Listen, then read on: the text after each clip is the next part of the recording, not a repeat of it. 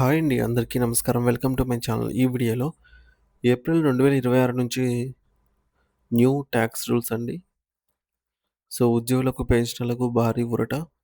దీనికి సంబంధించిన పూర్తి వివరాలు ఈ వీడియోలో తెలుసుకుందాము. వీడియో అయితే ఎక్కడే గాని స్కిప్ చేయకుండా ఎండ్ వరకు చూసేయండి. అప్పుడే ఇన్ఫర్మేషన్ పూర్తిగా అర్థమవుతుంది. అలాగే వీడియో చూస్తున్న ప్రతి ఒక్కరు వీడియోకి లైక్ చేయండి ఫ్రెండ్స్. ఈ వీడియోని తోటి ఉద్యోగ, పెన్షన్ మిత్రులతో అయితే షేర్ చేయండి. కొత్తగా మన ఛానల్ చూస్తున్నవారు ఇంకా ఎవరైనా సబ్స్క్రైబ్ చేసుకోకపోతే వెంటనే మన ఛానల్‌ని సబ్స్క్రైబ్ చేసుకోండి. సబ్స్క్రైబ్ చేసుకోవడం వల్ల నేను చేసే ప్రతి ఒక్క వీడియో మీ వరకు రీచ్ అవుతుంది. ఇక ఆలస్యం చేయకుండా వివరాల్లోకైతే వెళ్ళిపోదాము. ఫ్రెండ్స్, ఇక విషయానికొచ్చినట్టయితే భారతదేశపు ఆదాయ పన్ను వ్యవస్థలో అతి త్వరలో ఒక చారిత్రాత్మక మార్పు రాబోతోంది. దీని ప్రభావం ప్రతి ఒక్క పన్ను చెల్లింపుదారుడిపై పడనుంది. 2026 ఏప్రిల్ నెల నుండి అమల్లోకి రానున్న ఈ సరికొత్త పన్ను నిబంధనలు న్యూ ఇన్‌కమ్ టాక్స్ రూల్స్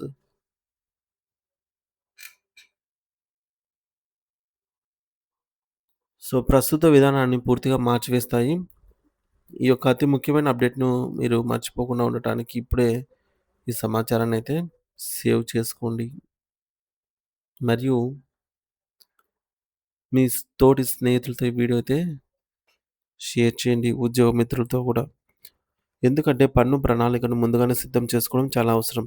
ప్రస్తుతం మనం అనుసరిస్తున్నటువంటి ఆదాయ పన్ను చట్టం 1961 నాటిది. అంటే సుమారు 6 దశాబ్దాల క్రితం రూపొందించబడినటువంటి అన్నమాట.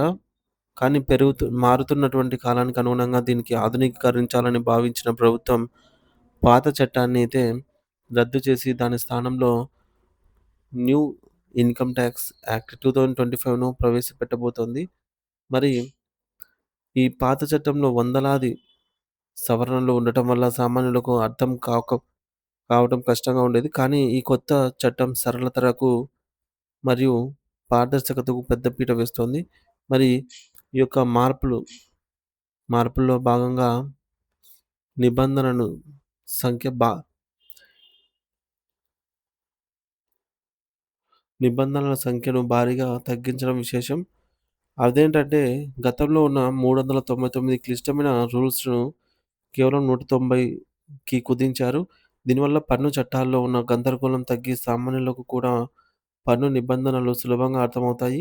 అదేవిధంగా ఇప్పటివరకు మనం పన్ను దాఖలు చేయడానికి ఉపయోగిస్తున్న 51 రకాల ఫార్మ్స్‌ను ప్రభుత్వం కేవలం 33కి తగ్గించింది.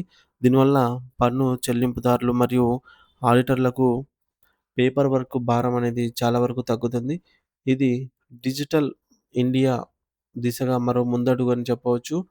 మరో కీలకమైన సాంకేతిక మార్పు ఏమిటంటే, ఇప్పటివరకు మనం పన్ను విషయంలో ఫైనాన్షియల్ ఇయర్ మరియు అసెస్మెంట్ ఇయర్ అంటే ఆర్థిక సంవత్సరం మరియు పన్ను నిర్ధారణ సంవత్సరం అనే 2 వేర్వేరు పదాలను ఉపయోగిస్తూ గందరగోళానికి గురయ్యేవాళ్ళం. ఉదాహరణకు ఒక ఏడాది సంపాదించిన ఆదాయానికి మరుసటి ఏడాది పన్ను లెక్కించేవారు. ఇకపై ఈ 2 పదాలను పూర్తిగా తొలగించి వాటికి కలిపి కేవలం టాక్స్ ఇయర్ అనే ఒకే ఒక్క పేరుతో వ్యవహరిస్తారు. దీనివల్ల పన్ను చెల్లింపుదారుల్లో ఎటువంటి అయోమయం ఉండదు. ఆదాయపు పన్ను స్లాబ్‌లలో ప్రస్తుతానికి ఎటువంటి పెద్ద మార్పులు ప్రకటించబడినప్పటికీ పాత పద్ధతి ఓల్డ్ టాక్స్ రెజ్యూమ్‌లో ఉన్న డిడక్షన్ అంటే పెట్టుబడులు మినహాయింపుల పరిమితిని ప్రభుత్వం పెంచడం గమనార్హం. ఆర్థిక నిపుణులు విశ్లేషించిన దాని ప్రకారం ఎవరికైతే ఎక్కువ పొదుపులు ఉంటాయో వారికి పాత పద్ధతే మేలు చేస్తుంది. ఉదాహరణకు మీ వార్షిక ఆదాయం రూ. 15,00,000 నుండి మీరు ఈటీసీ, హెచ్ఆర్ఏ వంటి ద్వారా టాక్స్ మినహాయింపు 5.44 లక్షల కంటే మినహాయింపు చూపిస్తే మీకు పాత పద్ధతే లాభదాయకం అవుతుంది. ఒకవేళ మీ ఆదాయం 20,00,000 దాటి మీ మినహాయింపులు 7,00,000 కంటే ఎక్కువగా ఉంటేనే మీరు పాత విధానం బెటర్ అని నిపుణులు సూచిస్తున్నారు.